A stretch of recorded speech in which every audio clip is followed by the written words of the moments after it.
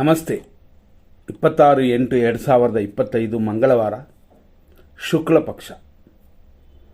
ಇವತ್ತು ತೃತೀಯ ತಿಥಿ ಇದೆ ಮತ್ತು ಹಸ್ತ ನಕ್ಷತ್ರ. ಹಸ್ತ ನಕ್ಷತ್ರ ಬೆಳಗಿನ ಜಾವ 5:48ವರೆಗೆ ಇದೆ. ಆಮೇಲೆ ಬರೋದು ಚಿತ್ತ. ಹಂಗಾಗಿ ಇವತ್ತು ರಾತ್ರಿಯವರೆಗೆ ಫುಲ್ ಡೇ ಅಂತ ಹೆಚ್ಚು ಕಮ್ಮಿ ಹೇಳ್ಬೋದು.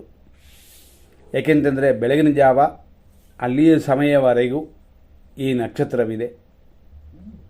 ಆದ್ದರಿಂದಾಗಿ ಹಸ್ತ ಮುಗಿದು ಚಿತ್ತ ಪ್ರಾರಂಭವಾಗುವ ಸರಿಯಾದ ಸಮಯ ಅಂತ ಹೇಳಿದರೆ 6:04 ಬೆಳಗಿನ ಜಾವದವರೆಗೆ ಇದೆ. ಬೆಳಗಿನ ಜಾವ ಅಂತ ಏನು ಹೇಳ್ತೀವಿ ಅಂದರೆ ಇನ್ನೂ 4 ನಿಮಿಷಗಳಿದೆ ಸೂರ್ಯನ ಉದಯ ಆಗೋಕ್ಕೆ. ಹಾಗಾಗಿ ಸೂರ್ಯೋದಯಕ್ಕೆ ಮುಂಚೆ ಬೆಳಗಿನ ಜಾವ ಅಂತ ಲೆಕ್ಕಕ್ಕೆ ಇಟ್ಕೊಂಡ್ರೆ ಕರೆಕ್ಟಾಗಿ 6:04 ಹಸ್ತ ನಕ್ಷತ್ರವಿದೆ. ಗೌರಿ ವ್ರತವಿದೆ. ಗೌರಿ ವ್ರತ ನಾಳೆ ವಿನಾಯಕ ಚತುರ್ಥಿ ಅಂದರೆ ಗಣೇಶ ಚತುರ್ಥಿ. ಇವತ್ತು ಹಸ್ತ ನಕ್ಷತ್ರ ಇರುವವರೆಗೂ ಅಂದರೆ ಬೆಳಗಿನ ಜಾವದವರೆಗೂ ಅಂದರೆ 6:04 ಕರೆಕ್ಟ್ ಟೈಮು. ಸಮಯದವರೆಗೂ ಅನುಕೂಲವೂ ಕಾರ್ಯಸಿದ್ಧಿಯೂ ಸುಖವೂ ಇದೆ. ಆದ್ದರಿಂದ ಶುಭವಾಗಿದೆ. ಹಂಗಾಗಿ ಈ ದಿನವನ್ನು ಖಂಡಿತ ಒಳ್ಳೆಯ ರೀತಿಯಲ್ಲಿ ಕೊಂಡಾಡಬಹುದು.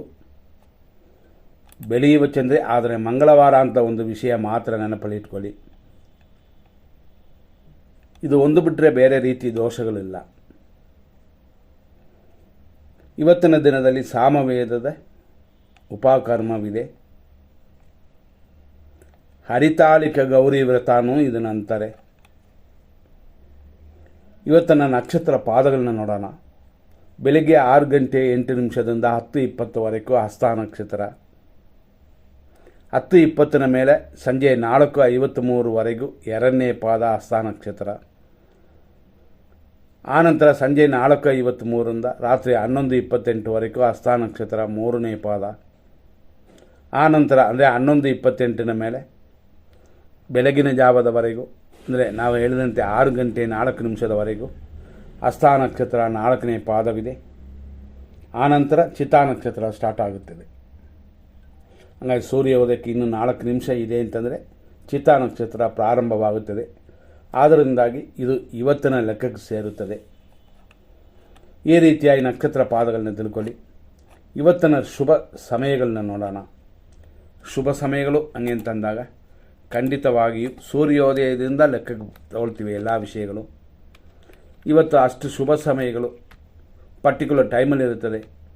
ಬೆಳಗ್ಗೆ 6:08 8:35, ಬೆಳಗ್ಗೆ 10:50 12:58 ಮಧ್ಯಾಹ್ನ 2:48 3:26, ಸಂಜೆ 5:03 ರಾತ್ರಿ 9:26. ಅದೇ ಥರ ರಾತ್ರಿ 10:57 ಬೆಳಗ್ಗೆವರೆಗೂ ಶುಭವಾಗಿದೆ. ಈ ರೀತಿ ಇವತ್ತಿರೋದರಿಂದ ನೋಡಿಕೊಂಡು ನಿಮ್ಮ ಕಾರ್ಯಗಳನ್ನ ಮಾಡಿ. ಅದರಲ್ಲೂ ಇವತ್ತಿನ ದಿನದಲ್ಲಿ ಚಂದ್ರಾಷ್ಟಮ ಅನ್ನುವ ಒಂದು ವಿಷಯವನ್ನು ನೋಡೋಣ. ಕೆಲವು ರಾಶಿಗಳಿಗೆ ಚಂದ್ರಾಷ್ಟಮವಿರುತ್ತದೆ. ಆ ಚಂದ್ರಾಷ್ಟಮ ಸಮಯದಲ್ಲಿ ಯಾರಿಗಿರುತ್ತದೋ ಅವರು ಕೆಲವು ಕಾರ್ಯಗಳನ್ನ ಮಾಡೋದು ಬೇಡ ಅಂತ. ಕುಂಭರಾಶಿಗೆ ಚಂದ್ರಾಷ್ಟಮ ಇದೆ. ಆದ್ದರಿಂದ ಕುಂಭರಾಶಿಯವರು ಸ್ವಲ್ಪ ಗಮನ. ಅದರಲ್ಲೂ 100% ಕೆಟ್ಟ ಸಮಯವನ್ನು ನಾವು ನೋಡೋಣ. 100% ಕೆಟ್ಟ ಟೈಮಲ್ಲಿ ಏನೂ ಪ್ರಾರಂಭ ಮಾಡಬಾರ್ದು. ಆದರೆ 100% ಶುಭ ಸಮಯದಲ್ಲಿ ಯಾವ ಕಾರ್ಯ ಪ್ರಾರಂಭ ಮಾಡಿದ್ರೂ ಕೆಟ್ಟ ಸಮಯದಲ್ಲಿ ನಿಲ್ಲಿಸಬೇಕಾಗಿಲ್ಲ. ಆದ್ದರಿಂದ ಇದನ್ನು ಮನಸ್ಸಲ್ಲಿ ಇಟ್ಕೊಂಡು ಒಳ್ಳೆಯ ಟೈಮಲ್ಲಿ ಅಂದರೆ ಶುಭ ಸಮಯದಲ್ಲಿ ಕಾರ್ಯಗಳನ್ನ ಪ್ರಾರಂಭ ಮಾಡಿಕೊಳ್ಳಿ. ಏನೊಂದು ಅಂದರೆ ಇವತ್ತು ಮಂಗಳವಾರ ಅನ್ನೋ ಒಂದೇ ಒಂದು ವಿಷಯ ಮಾತ್ರನೇ ದೋಷ. ಬೆಳಗ್ಗೆ 8:37 9:27 ದುರ್ಮುಹೂರ್ತ. ಇದು ಮುಗಿಯುವಷ್ಟರಲ್ಲೇ ಯಮಕಂಡ ಕಾಲವು 9:15 10:48 ಮಧ್ಯಾಹ್ನ 1:01 2:46 ಮಧ್ಯಾಹ್ನದವರೆಗೂ ನಕ್ಷತ್ರ ವಿಷಗಡ್ಡಿಕಾ ಕಾಲ. ಮತ್ತು ಇವತ್ತು ಮಧ್ಯಾಹ್ನ 1:54 1:57 ಮೃತ್ಯು ಪಂಚಕ. ಹಂಗಾಗಿ ನಕ್ಷತ್ರ ವಿಷಗಡ್ಡಿಕಾ ಕಾಲ ಇರುವ ಸಮಯದಲ್ಲೇ ಮೃತ್ಯುವನ್ನು ಸೇರೋದರಿಂದ ಸ್ವಲ್ಪ ಗಮನ ಕೊಡಿ. ಯಾಕೆಂತಂದರೆ ಡಬಲ್ ಆಗಿ ಇದೆ ಇದು ಈ ವಿಷಯ. ಹಂಗಾಗಿ ಈ ಸಮಯಗಳು ಅಧಿಕವಾದ ದೋಷ ಕೊಡುತ್ತದೆ.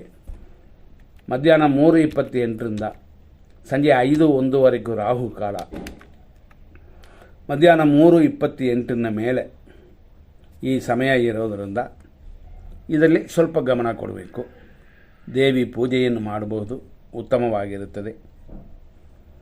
ಅದೇ ಥರ ರಾತ್ರಿ 9:28 10:55ವರೆಗೂ ವಿಷಕಾಲ. ಇದನ್ನು ಮನಸ್ಸಲ್ಲಿಟ್ಕೊಂಡು ನಿಮ್ಮ ಕಾರ್ಯಗಳನ್ನ ಮಾಡಬಹುದು.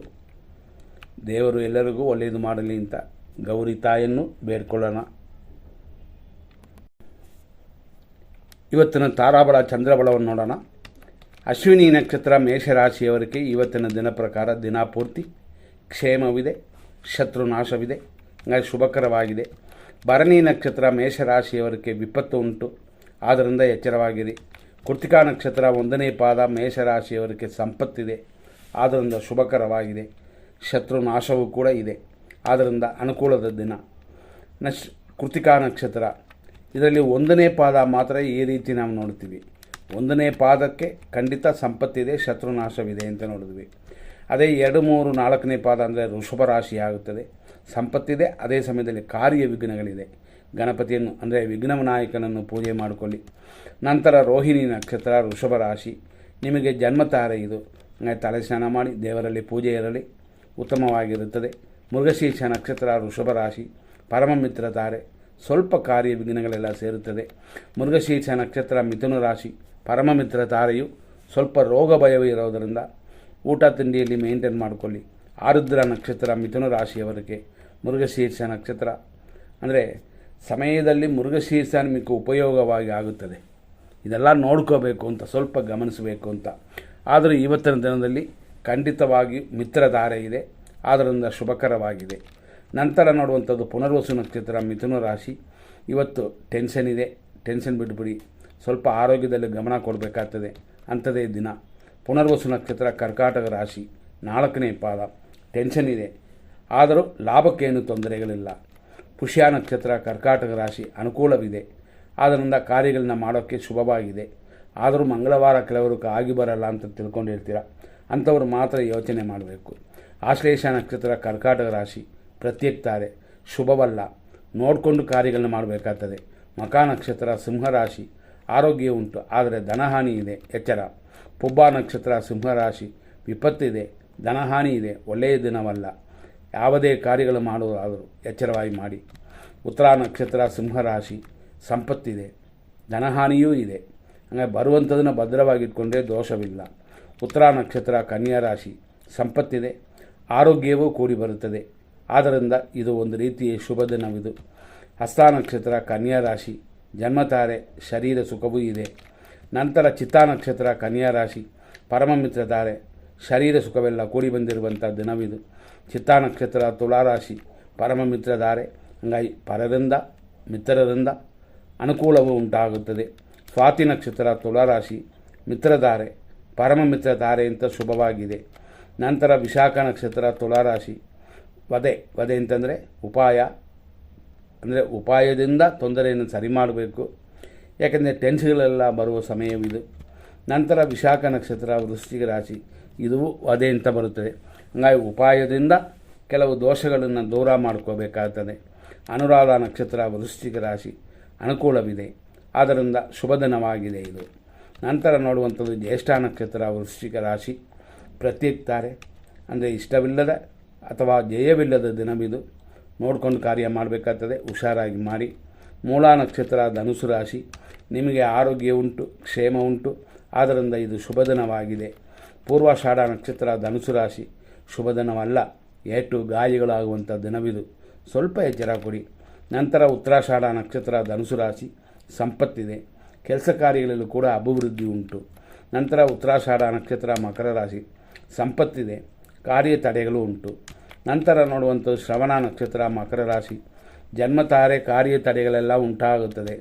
ನಂತರ ನೋಡುವಂಥದ್ದು ಧನಿಷ್ಠ ನಕ್ಷತ್ರ ಮಕರ ರಾಶಿ, ಖಂಡಿತವಾಗಿ ಪರಮ ಮಿತ್ರ ತಾರೆಯು ಕಾರ್ಯ ತಡೆಯೂ ಉಂಟು. ನಂತರ ಧನಿಷ್ಠ ನಕ್ಷತ್ರ ಕುಂಭರಾಶಿ, ಪರಮ ಮಿತ್ರ ತಾರೆ, ರೋಗ ಭಯವೆಲ್ಲ ಉಂಟು, ಆದರೂ ಮಿತ್ರರ ಸಹಾಯದಿಂದ ಎಲ್ಲವನ್ನು ಸರಿ ಮಾಡಬಹುದು. ಶತಭಿಷ ನಕ್ಷತ್ರ ಕುಂಭರಾಶಿ, ಇದರಲ್ಲಿ ಮಿತ್ರ ತಾರೆ ಬಂದಿರೋದರಿಂದ ಎಲ್ಲ ಕಾರ್ಯಗಳು ಖಂಡಿತ ದೋಷವಿಲ್ಲದೆ ನಡೆಯುತ್ತದೆ. ಪೂರ್ವ ಭಾದ್ರಪದ ನಕ್ಷತ್ರ ಕುಂಭರಾಶಿ, ಟೆನ್ಷನ್ ಇದೆ, ಬಿಟ್ಟುಬಿಡಿ, ಸ್ವಲ್ಪ ತೊಂದರೆಗಳಿರುತ್ತದೆ, ಸರಿ ಮಾಡಿಕೊಳ್ಳಿ. ಪೂರ್ವ ಭಾದ್ರಪದ ನಕ್ಷತ್ರ ಮೀನರಾಶಿ. ಖಂಡಿತವಾಗಿಯೂ ಟೆನ್ಷನ್ ಇದೆ, ಆದರೂ ಅದು ಬಿಟ್ಟರೆ ಎಲ್ಲ ವಿಷಯಗಳು ಚೆನ್ನಾಗಿರುತ್ತದೆ. ಉತ್ತರ ಭಾದ್ರಪದ ನಕ್ಷತ್ರ ಮೀನರಾಶಿ ಅನುಕೂಲವಿದೆ, ಸುಖವು ಅಭಿವೃದ್ಧಿಯೂ ಉಂಟು. ರೇವತಿ ನಕ್ಷತ್ರ ಮೀನರಾಶಿ ಪ್ರತ್ಯೇಕ ತಾರೆ, ನಮ್ಮ ಪರವಾಗಿ ಕಾರ್ಯಗಳು ಸಕ್ಸಸ್ ಆಗೋದು ಸ್ವಲ್ಪ ಕಷ್ಟ ಅಂತಿದೆ. ನೋಡ್ಕೊಳ್ಳಿ, ಸರಿ ಇದೆ ಅಂತ ನಿಮಗೆ ಅನಿಸಿದ್ರೆ ಮಾತ್ರ ಕಾರ್ಯಗಳನ್ನ ಮಾಡಬಹುದು. ಮುಂದಿನ ಸಂಚಿಕೆಯಲ್ಲಿ ನೋಡೋಣ. ಧನ್ಯವಾದಗಳು.